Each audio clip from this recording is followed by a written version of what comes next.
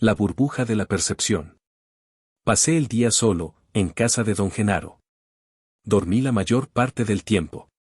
Don Juan regresó al pardear la tarde y caminamos, en completo silencio, hasta una cordillera cercana. Nos detuvimos a la hora del crepúsculo y estuvimos sentados al filo de una fonda barranca hasta que casi estuvo oscuro. Entonces don Juan me llevó a otro sitio cercano, un monumental risco con un muro de roca liso y vertical. El risco no podía verse desde el sendero que conducía a él, don Juan, sin embargo, me lo había enseñado varias veces antes. Me había hecho asomar por el borde y decía que todo el risco era un sitio de poder, especialmente su base, un desfiladero muy profundo. Siempre que lo miraba, sentía un desazonante escalofrío, el desfiladero era siempre oscuro y ominoso. Antes de que llegáramos al sitio, don Juan dijo que yo debía seguir solo y encontrarme con Pablito en el borde del risco. Me recomendó relajarme y practicar el paso de poder con el fin de eliminar mi fatiga nerviosa. Don Juan se hizo a un lado, hacia la izquierda del camino, y la oscuridad, literalmente, se lo tragó. Quise detenerme a averiguar dónde había ido, pero mi cuerpo no obedeció. Empecé a marchar a paso veloz, aunque me hallaba tan cansado que apenas me tenía en pie. Al llegar al risco no vi a nadie y seguí marcando el paso de carrera, respirando profundamente. Tras un rato me relajé un poco, quedé inmóvil con la espalda contra una roca, y noté entonces la figura de un hombre a unos cuantos pasos de mí. Estaba sentado, con la cabeza oculta entre los brazos. Tuve un momento de susto intenso y me retraje, pero luego me expliqué que el hombre debía de ser Pablito, y sin titubear fui hacia él. Dije en voz alta el nombre de Pablito. Pensé que, incierto de quién era yo, se había asustado tanto que cubrió su rostro para no mirar. Pero antes de llegar a donde estaba, un miedo inexplicable me poseyó. Mi cuerpo se inmovilizó en el acto, el brazo derecho ya extendido para tocar al otro. El hombre alzó la cabeza. No era Pablito. Sus ojos eran dos enormes espejos, como ojos de tigre. Mi cuerpo saltó hacia atrás, mis músculos se tensaron y luego libraron la tensión sin la menor influencia de mi voluntad, y ejecuté el salto con tanta rapidez y a tal distancia que en circunstancias normales me habría envuelto en una grandiosa especulación al respecto. En aquellos momentos, sin embargo, mi miedo desproporcionado no me permitía ninguna inclinación a ponderar, y habría salido corriendo de allí de no haber sido porque alguien aferró mi brazo con fuerza. Ese contacto me produjo un pánico total, lancé un grito. No fue el chillido que yo habría esperado, sino un largo alarido escalofriante. Me volví a encarar a mi asaltante. Era Pablito, aún más tembloroso que yo. Mi nerviosismo estaba en su punto más alto. No me era posible hablar, los dientes me castañeteaban y el escalofrío recorría mi espalda, provocándome sacudidas involuntarias. Tenía que respirar a bocanadas. Pablito dijo, entre castañeteos, que el nagual lo había estado esperando, que él apenas se había zafado de sus garras cuando tropezó conmigo, y que mi grito estuvo a punto de matarlo. Quise reír y produje los sonidos más extraños que pueden imaginarse. Al recobrar la calma, dije a Pablito que aparentemente me había ocurrido lo mismo. El resultado final, en mi caso, era que mi fatiga se desvaneció, un incontenible empellón de fuerza y bienestar ocupaba su sitio. Pablito parecía experimentar las mismas sensaciones, empezamos a reír risitas tontas y nerviosas. Oí en la distancia pasos suaves y cautelosos. Detecté el sonido antes que Pablito. Él pareció reaccionar a mi tensión. Tuve la certeza de que alguien se acercaba al sitio donde estábamos. Miramos en dirección del ruido, un momento después, las siluetas de don Juan y don Genaro se hicieron visibles. Caminaban despacio y se detuvieron a 1 o 2 pasos de nosotros, don Juan estaba frente a mí y don Genaro encaraba a Pablito. Quise decir a don Juan que algo había estado a punto de enloquecerme de miedo, pero Pablito me apretó el brazo. Supe por qué lo hacía. Algo había de extraño en don Juan y don Genaro. Al mirarlos, mis ojos empezaron a desenfocarse. Don Genaro dio una orden seca. No entendí lo que dijo, pero supe que nos prohibía cruzar los ojos. Ya la oscuridad descendió al mundo, dijo don Juan mirando el cielo. Don Genaro dibujó una media luna en el duro suelo. Por un instante me pareció que usaba un gis iridiscente, pero luego advertí que no tenía nada en la mano. Yo percibía la media luna imaginaria que había dibujado con el dedo. Hizo que Pablito y yo nos sentáramos en la curva interna del filo convexo, mientras él y don Juan se instalaban, con las piernas cruzadas, en los extremos de la media luna, a unos 2 metros de nosotros. Don Juan habló primero, dijo que nos iban a mostrar a sus aliados. Dijo que si mirábamos sus costados izquierdos, entre la cadera y el costillar, veríamos algo como un trapo o un pañuelo colgado de sus cinturones. Don Genaro añadió que junto a esos trapos había 2 objetos redondos, como botones, y que debíamos mirar sus cintos hasta ver los trapos y los botones. Antes de que don Genaro hablase yo había notado ya un objeto plano, como un trozo de tela, y un guijarro redondo que colgaban de sus cinturones. Los aliados de don Juan eran más oscuros y ominosos que los de don Genaro. Mi reacción fue una mezcla de curiosidad y miedo. Experimentaba las reacciones en el estómago y no juzgaba nada de manera racional. Don Juan y don Genaro se llevaron la mano al cinturón y parecieron desenganchar los trozos de tela oscura.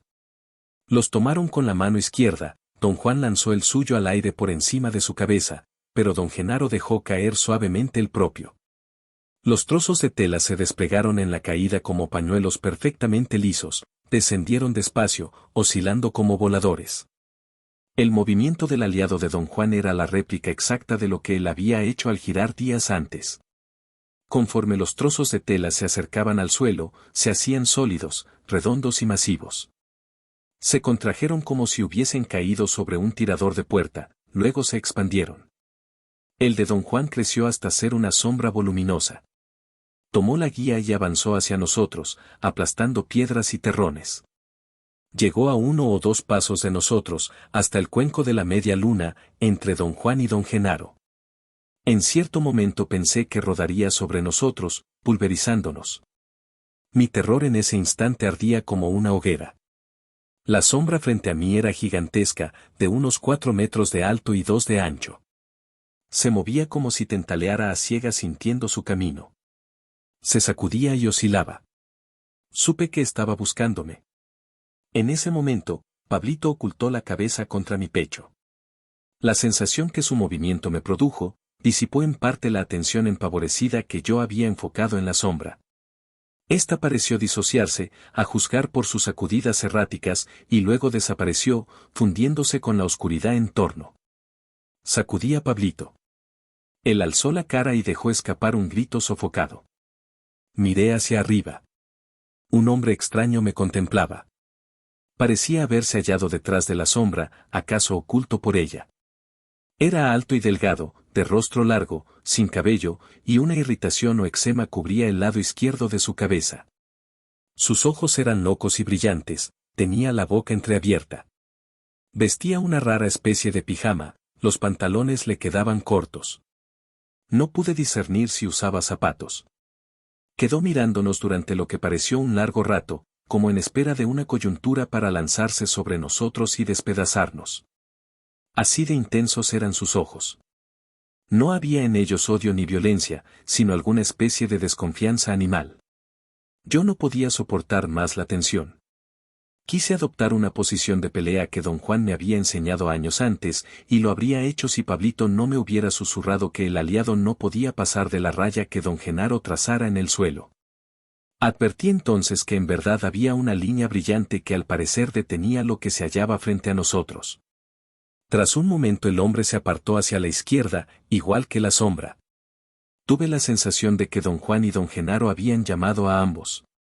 Hubo un corto intervalo de quietud.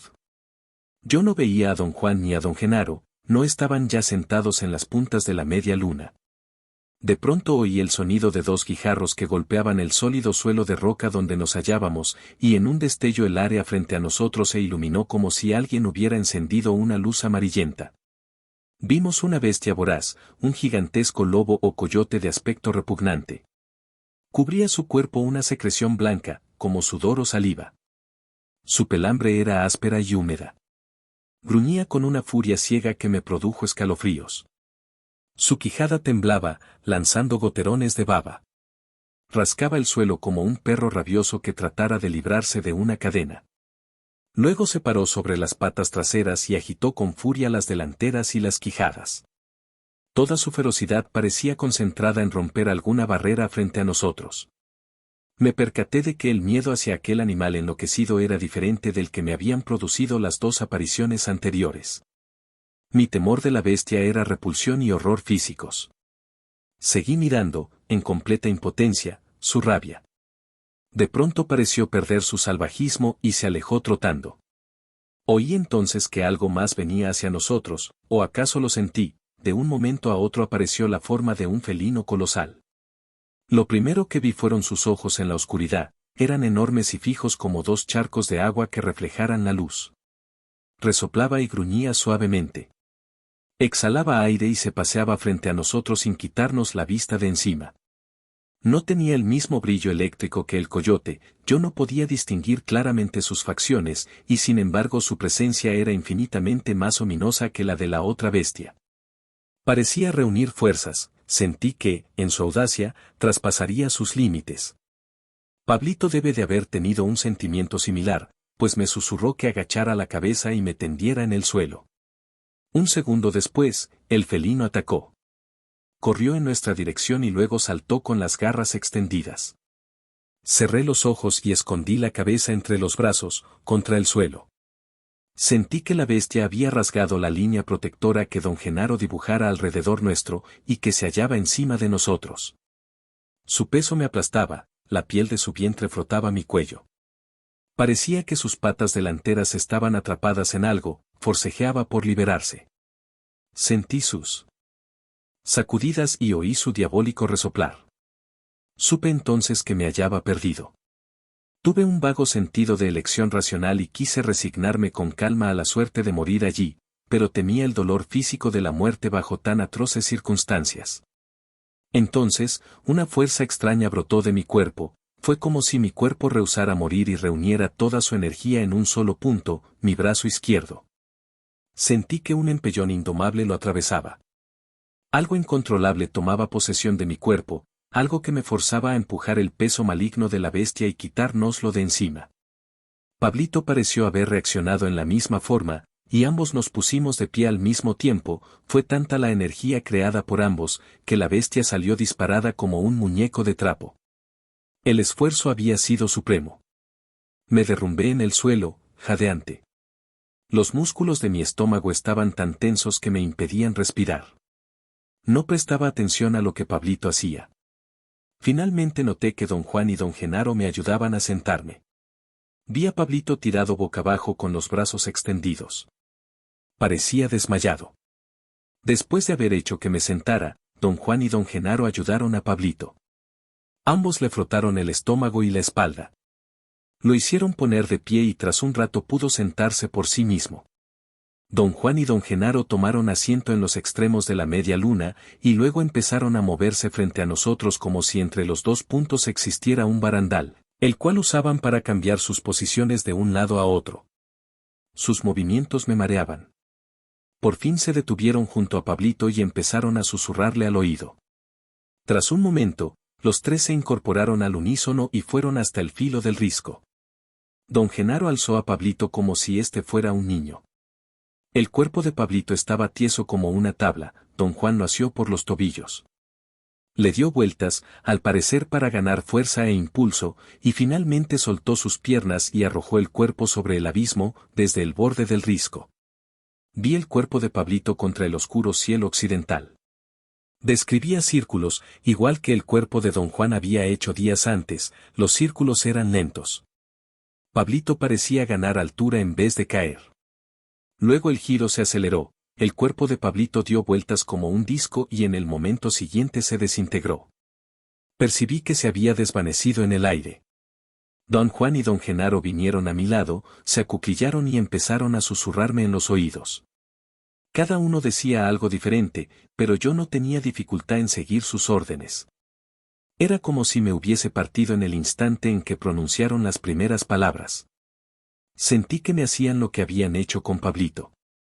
Don Genaro me hizo girar y luego tuve la sensación totalmente consciente de dar vueltas o flotar durante un momento.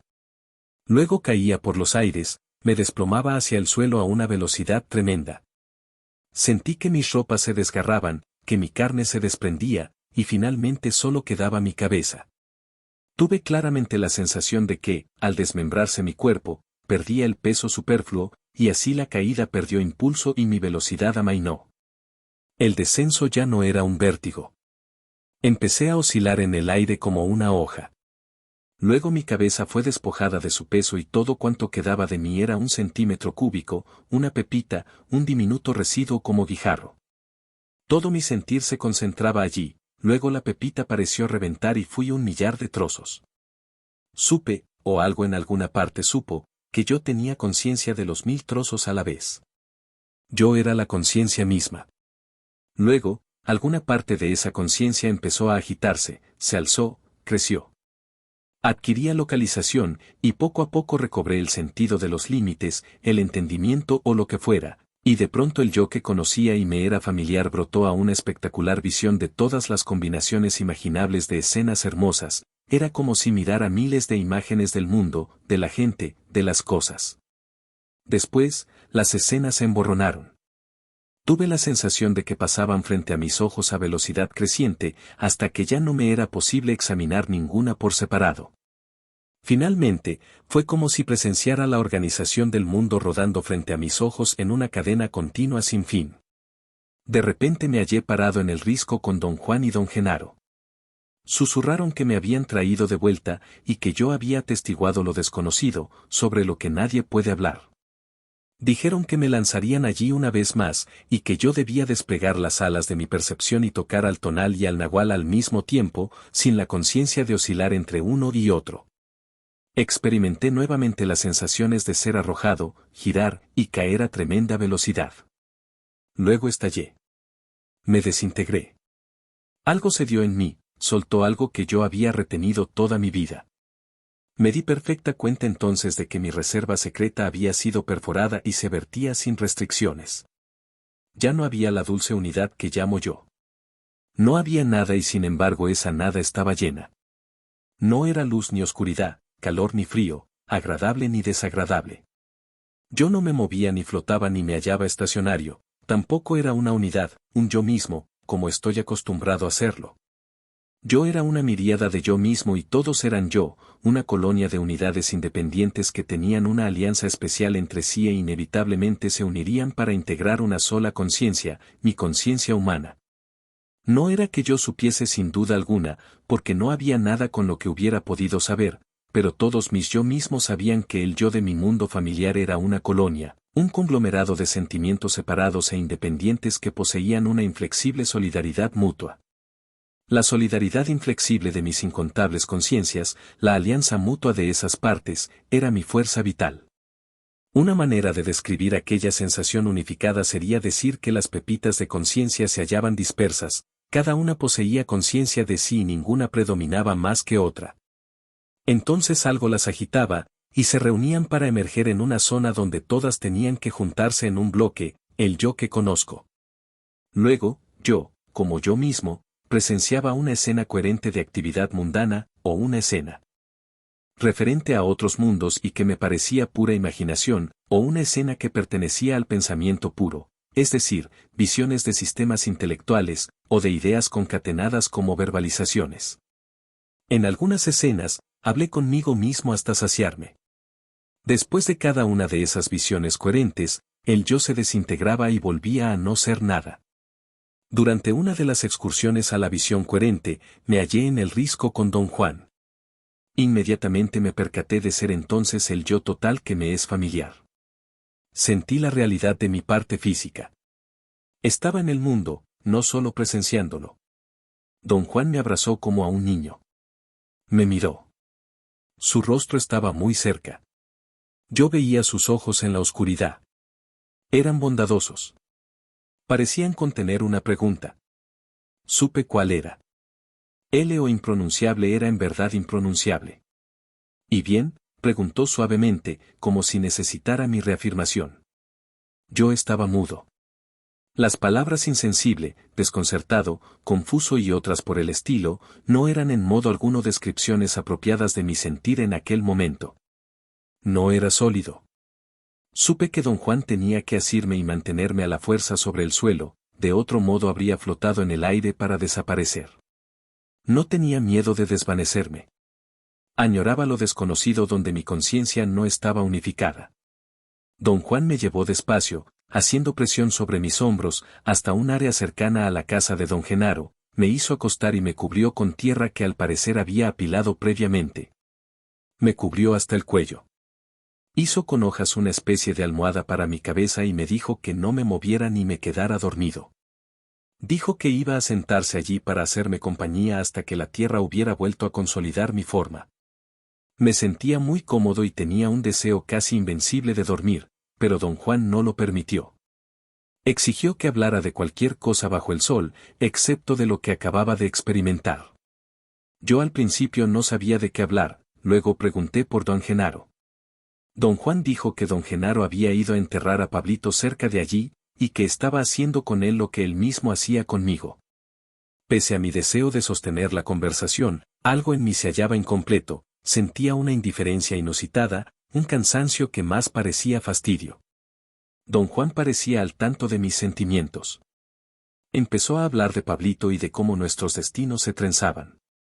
Dijo haberse convertido en el benefactor de Pablito al mismo tiempo que don Genaro se hizo su maestro, y que el poder nos había emparejado paso a paso a Pablito y a mí. Señaló con énfasis que la única diferencia entre Pablito y yo era que, mientras el mundo de Pablito como guerrero estaba gobernado por la coerción y el miedo, el mío lo estaba por el afecto y la libertad.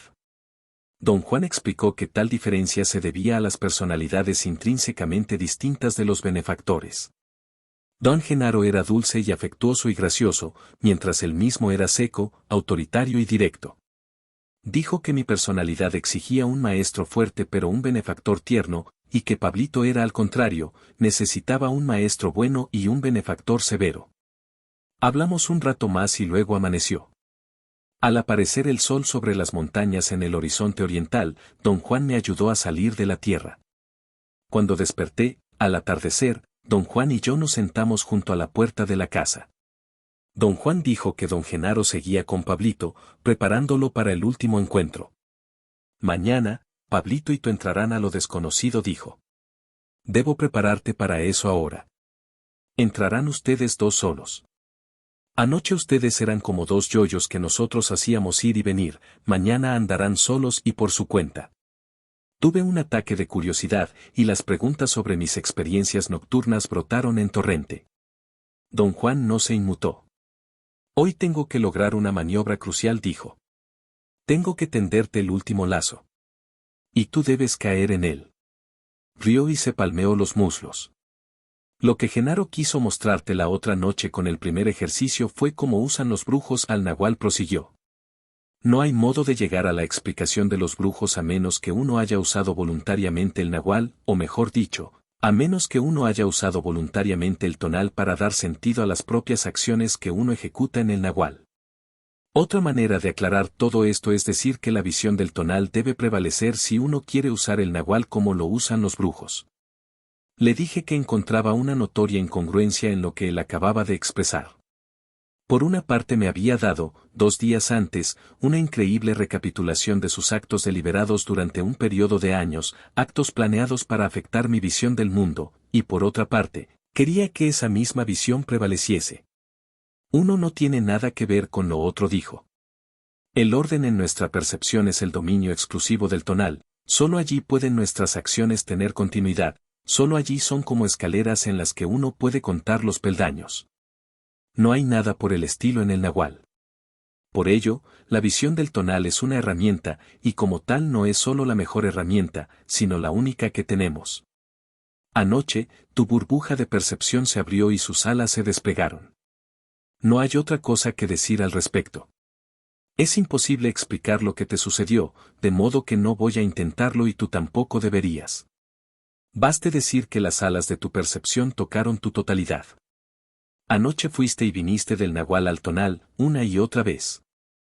Fuiste lanzado en el abismo 2 veces para no dejar posibilidad de error.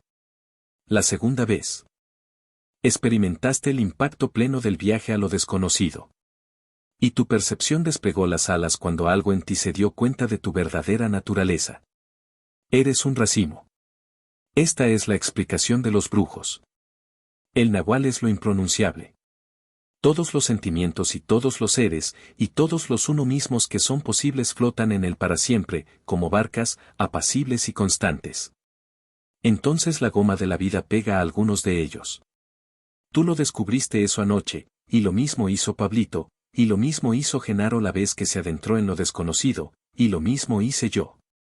Cuando la goma de la vida pega a esos sentimientos se crea un ser que pierde el sentido de su verdadera naturaleza y se ciega con el brillo y el clamor del área donde están los seres, el tonal. El tonal es donde existe toda la organización unificada. Un ser entra al tonal una vez que la fuerza de la vida ha unido los sentimientos que se necesiten. Una vez te dije que el tonal empieza al nacer y termina al morir, lo dije porque sé que, apenas la fuerza de la vida deja el cuerpo, todos esos pedazos aislados o que forman el racimo se desintegran y regresan al sitio de donde vinieron, el nahual. Lo que un guerrero hace al viajar a lo desconocido se parece mucho a la muerte, excepto que su racimo de sentimientos aislados no se desintegra, sino que se expande un poco sin perder la unión. En la muerte, sin embargo, todos se hunden en lo profundo y se mueven por su propia cuenta, como si nunca hubieran sido una unidad. Quise señalar la completa homogeneidad de sus descripciones con mi experiencia. Pero no me permitió hablar. No hay manera de referirse a lo desconocido, dijo. Uno solo puede presenciarlo. La explicación de los brujos dice que cada uno de nosotros tiene un centro desde el cual podemos presenciar el nahual, la voluntad. Así, un guerrero puede aventurarse en el nahual y dejar que su racimo se organice y se reorganice en todas las formas posibles. Te he dicho que la expresión del nahual es un asunto personal. Con eso quise decir que depende del guerrero mismo dirigir la organización y reorganización de ese racimo. La forma humana o el sentimiento humano es el arreglo original, capaz, para nosotros, esa es la más dulce de todas las formas, sin embargo, hay un número infinito de formas alternas que el racimo puede adoptar. Te he dicho que un brujo puede adoptar la forma que quiera. Eso es cierto. Un brujo que está en posesión de la totalidad de sí mismo puede dirigir las partes de su racimo para que se unan en cualquier forma concebible. La fuerza de la vida es lo que hace posible ese barajeo, pero una vez que la fuerza de la vida se agota, no hay modo de reintegrar el racimo. He llamado a ese racimo la burbuja de la percepción. También he dicho que está sellado, cerrado fuertemente, y que jamás se abre hasta el momento en que morimos. Sin embargo, puede hacérsele abrir. Evidentemente los brujos han aprendido el secreto, y aunque no todos llegan a la totalidad de sí mismos, conocen la posibilidad de llegar a eso. Saben que la burbuja solo se abre cuando uno se sumerge en el nahual. Ayer te di una recapitulación de todos los pasos que ha seguido para llegar a ese punto. Me escrutó como si esperara un comentario o una pregunta. Lo que había dicho estaba más allá de lo comúnmente vel. Entendí entonces que no habría tenido efecto alguno si me lo hubiera dicho 14 años antes o en cualquier punto durante mi aprendizaje. Lo importante era el hecho de que yo había experimentado con mi cuerpo, o en él, las premisas de la explicación. Estoy esperando tu pregunta de costumbre, dijo, pronunciando despacio las palabras. ¿Qué pregunta? La que tu razón se muere por hacer. Hoy desisto de todas las preguntas. En verdad no tengo ninguna, don Juan. Eso no es justo, dijo, riendo. Hay una pregunta en particular que necesito que hagas. Dijo que si cesaba mi diálogo interno tan solo un instante, podría discernir qué pregunta era. Tuve un pensamiento súbito, una comprensión momentánea, y supe lo que él deseaba. ¿Dónde estaba mi cuerpo mientras me sucedía todo eso, don Juan?, pregunté, y estalló en una carcajada. Esta es la última treta de los brujos, dijo. Digamos que lo que voy a revelarte es el último pedacito de la explicación de los brujos. Hasta ahora tu razón ha seguido mis hechos como mejor ha podido. Tu razón está dispuesta a admitir que el mundo no es como la descripción lo pinta, que hay en él mucho más de lo que se ve. Tu razón está casi preparada y dispuesta para admitir que tu percepción subió y bajó ese peñasco, o que algo en ti, o incluso todo tú, saltó al fondo del barranco y examinó con los ojos del tonal lo que había allí, como si hubieras descendido corporalmente con una cuerda y una escalera. El acto de examinar el fondo del barranco fue la cúspide de todos estos años de entrenamiento. Lo hiciste bien. Genaro vio el centímetro cúbico de suerte cuando le aventó una roca al tú que estaba en el fondo de la cañada. Tuviste todo. Genaro y yo supimos entonces sin la menor duda que estabas listo para lanzarte a lo desconocido. En aquel instante no solo viste, sino que supiste todo lo del doble, el otro. Interrumpiendo, le dijo que me daba crédito inmerecido por algo más allá de mi entendimiento. Su respuesta fue que yo necesitaba tiempo para dejar que todas esas impresiones se asentaran, y que una vez que lo hicieran, las respuestas manarían de mí como antes las preguntas. El secreto del doble radica en la burbuja de la percepción, que en tu caso estaba, aquella noche, en lo alto del peñasco y en el fondo del barranco al mismo tiempo, dijo. El racimo de sentimientos puede agruparse al instante en cualquier parte. En otras palabras, podemos percibir a la vez el aquí y el allí. Me instó a hacer memoria y recordar una secuencia de acciones que de tan ordinarias, dijo, casi se me habían olvidado. No supe de qué hablaba. Me animó a un mayor esfuerzo. Piensa en tu sombrero, dijo. Y en lo que Genaro hizo con él. Experimenté un brusco choque de reconocimiento. Había olvidado que don Genaro quiso que me quitara el sombrero porque el viento me lo arrancaba a cada momento. Pero yo no quería prescindir de él. Me sentía estúpido en mi desnudez. Usar sombrero, lo cual por lo común nunca hago, me proporcionaba un sentimiento de extrañeza, yo no era en verdad yo mismo, por lo cual estar desnudo no me apenaba tanto.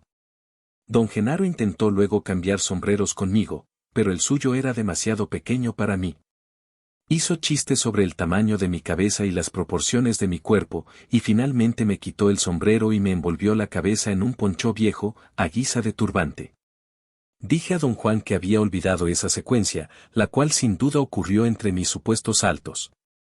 Y sin embargo, el recuerdo de tales saltos resaltaba como una unidad sin interrupción. Por supuesto que fueron una unidad sin interrupción, y también lo fueron los juegos de Genaro con tu sombrero, dijo él. Esos dos recuerdos no pueden acomodarse uno tras otro porque ocurrieron al mismo tiempo. Movió los dedos de la mano izquierda como si no pudieran encajar en los espacios entre los dedos de la derecha. Esos saltos fueron solo el principio, continuó. Luego vino tu verdadera excursión a lo desconocido, anoche experimentaste lo impronunciable, el nahual. Tu razón no puede luchar contra el conocimiento físico de que eres un racimo de sentimientos sin nombre. Tu razón tal vez incluso admita, a estas alturas, que hay otro centro de ensamble, la voluntad, a través de la cual es posible juzgar, calcular y utilizar los extraordinarios efectos del nahual. Por fin tu razón se ha enterado de que podemos reflejar al nahual a través de la voluntad, aunque nunca podamos explicarlo. Pero entonces viene tu pregunta, ¿dónde estaba yo mientras ocurría todo eso? ¿Dónde estaba mi cuerpo? La convicción de que hay un tú real es el resultado del hecho de que has reunido todo cuanto tienes en torno a tu razón. En este momento, tu razón admite que el nahual es lo indescriptible, no porque la evidencia lo haya convencido, sino porque es más seguro admitir esto. Tu razón está en terreno seguro, todos los elementos del tonal están de su lado. Don Juan hizo una pausa y me examinó. Sonreía con bondad. Vamos al sitio de predilección de Genaro, dijo abruptamente. Se puso de pie y caminamos hasta la roca donde habíamos hablado 2 días antes, nos sentamos cómodamente en los mismos sitios, con la espalda contra la roca. Hacer que la razón se sienta segura es siempre la tarea del maestro, dijo. Yo le jugué un truco a tu razón al hacerla creer que el tonal era explicable y previsible. Genaro y yo hemos trabajado para darte la impresión de que solo el nahual estaba más allá de la explicación. La prueba de que el truco tuvo éxito es que en este momento te parece que, pese a todo cuanto has atravesado, hay todavía un núcleo que puedes reclamar como propio, tu razón. Esto es un espejismo. Tu preciosa razón no es más que un centro de ensamble, un espejo que refleja algo que está fuera de ella. Anoche atestiguaste no solo lo indescriptible que es el nahual, sino también lo indescriptible que es el tonal. El último trozo de la explicación de los brujos dice que la razón no hace sino reflejar un orden externo, y que la razón no sabe nada de ese orden, no puede explicarlo, como tampoco puede explicar el nahual. La razón solo puede atestiguar los efectos del tonal, pero jamás podría comprenderlo o desilvanarlo. El hecho mismo de que estemos pensando y hablando indica que hay un orden que seguimos sin ni siquiera saber cómo lo hacemos, o que es el orden ese. Saqué a colación la idea de las investigaciones realizadas por el hombre occidental con respecto al funcionamiento del cerebro, como una posibilidad de explicar qué era aquel orden. Él señaló que las investigaciones no hacían más que atestiguar que algo estaba sucediendo. Los brujos hacen lo mismo con su voluntad, dijo. Dicen que por medio de la voluntad pueden atestiguar los efectos del nahual. Ahora puedo añadir que por medio de la razón, sin importar lo que hagamos con ella, o cómo lo hagamos, estamos simplemente atestiguando los efectos del tonal. En ambos casos no hay esperanza, nunca, de entender o de explicar qué es lo que estamos atestiguando. Anoche fue la primera vez que volaste con las alas de tu percepción. Eras aún muy tímido. Solo te aventuraste en la banda de la percepción humana. Un brujo puede usar esas alas para tocar otras sensibilidades, la de un cuervo, por ejemplo, la de un coyote, un grillo, o el orden de otros mundos en ese espacio infinito. ¿Se refiere usted a otros planetas, don Juan? Claro. Las alas de la percepción pueden llevarnos a los más recónditos confines del nahual o a los mundos inconcebibles del tonal. ¿Puede un brujo, por ejemplo, ir a la luna? Desde luego que sí, replicó. Solo que no podría traer un costal de piedras. Reímos y bromeamos al respecto, pero él había hablado con toda seriedad. Hemos llegado a la última parte de la explicación de los brujos, dijo. Anoche, Genaro y yo te mostramos los dos últimos puntos que integran la totalidad del hombre, el nahual y el tonal. Una vez te dije que esos dos puntos estaban fuera de uno mismo, y a la vez no lo estaban. Esa es la paradoja de los seres luminosos. El tonal de cada uno de nosotros es solo un reflejo de ese indescriptible desconocido lleno de orden, el gran tonal. El nahual de cada uno de nosotros es solo un reflejo de ese indescriptible vacío que lo contiene todo, el gran nahual. Ahora debes quedarte en el sitio de predilección de Genaro hasta que llegue el crepúsculo, para entonces ya habrás metido en su sitio la explicación de los brujos. Ahora, aquí sentado, no tienes nada más que la fuerza de tu vida, que une ese racimo de sentimientos. Se puso de pie. La tarea de mañana es lanzarte solo a lo desconocido, mientras Genaro y yo te observamos sin intervenir, dijo. Quédate aquí sentado y suspende tu diálogo interno. Puede que reúnas el poder necesario para desplegar las alas de tu percepción y volar hacia esa infinitud.